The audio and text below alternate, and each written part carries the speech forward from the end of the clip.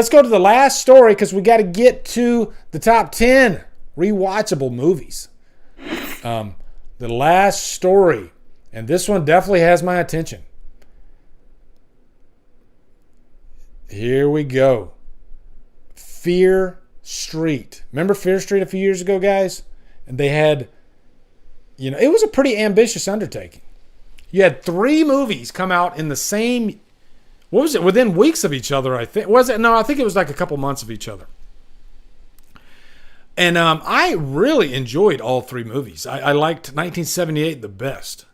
But, 1994 was fun, had that 90s vibe to it. What was it, 16? I can't remember what it was called, the last one, but it was set, but that one was still fun. It was still fun, and it tied everything up really nice. So just today I read that there's another one coming. Fear Street Prom Queen, brings the Netflix franchise into the 80s. Even though 78 felt like 80s a little bit, this one's going to bridge that gap. It's actually going to feel like 80s. So let's read here. Netflix's Fear Street franchise launched back in summer 2021 with 3 movies, the trilogy saga, telling one complete story that spanned from 1666 all the way up to 1994. Directed by Lee Janiak, the 3 movies were Fear Street 94, 78, and 1666. The first film taking a page out of the Scream playbook. It felt very much like Scream, which was fun. The second paying tribute to the golden age of slasher films. And the final film turning the clock even further back. What's next for the saga? The 4th film is titled Fear Street Prom Queen. So this have like a prom night type vibe. Coming soon, Fear Street Prom Queen is based on the same titled book that R.L. Stine published in 92. And it's set to take the film franchise yet again into a brand new decade. Fear Street Prom Queen will be nestled between the events of 94 and 78. With the new movie confirmed this week to be set in the late 80s. In Fear Street Prom Queen, welcome back to Shadyside. In this next installment of the blood-soaked Fear Street franchise, prom season at Shadyside High is underway, and the school's Wolfpack of it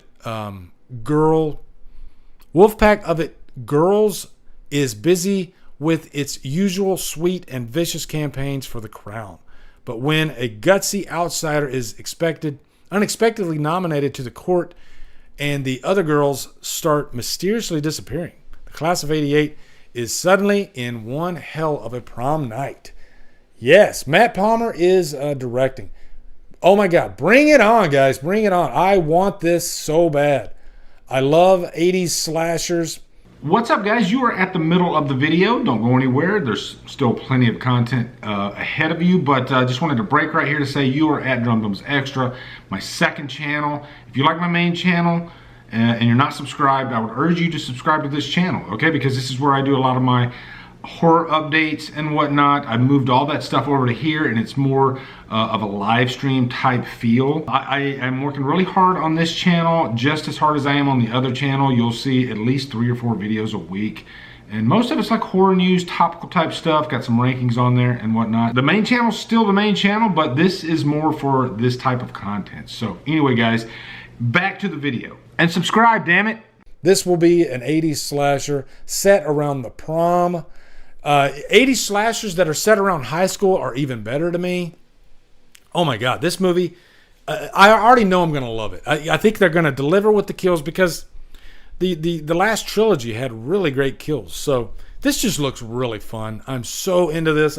I didn't even know about this until today. I just read it today. I was like, holy shit, I got to talk about that. Now, I wonder if any of the characters from, say, like 78 and 94 will be in this. I mean, it's set around high school, so I'm sure they're going to have, like, newer characters. But, you know, maybe the characters from, like, 78 will be adults, and maybe they'll be there to kind of, like, the harbinger of doom and warn them, you know, maybe help them out. I don't know.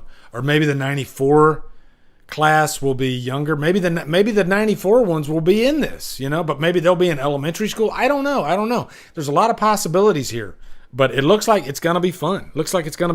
So did you guys like the Fear Street trilogy? I just felt like it was a crowd pleaser. I thought it was really, really fun. Holly says she got to meet R.L. Stine, has a wonderful sense of humor. You can tell, too, from those stories. Shelby says, Lee, I'm going to watch Prom Night 2 for the first time tonight. Oh, Shelby, are you in for a treat? Now, I freaking love Prom Night 2. Hello, Mary Lou. That one is so freaking fun. Don't expect it to be anything like the first, which is a good thing. Not even really a slasher. But, man, I'll just say it just goes there. You know, it does some really wacky, crazy shit. And you can't help but smile as you're watching it. It's really low budget, but in the best way. And it's fun that movie is really starting to find its audience. You know, over the past few years, the horror community has really accepted it so much. And it's like found a new life, which is really cool. It's a really fun movie. I still need to see part 3 and 4. I haven't watched them yet. I have the trilogy on DVD. And you know, I'd have to look. I don't even know. That might be tough to find now. Because I know, like,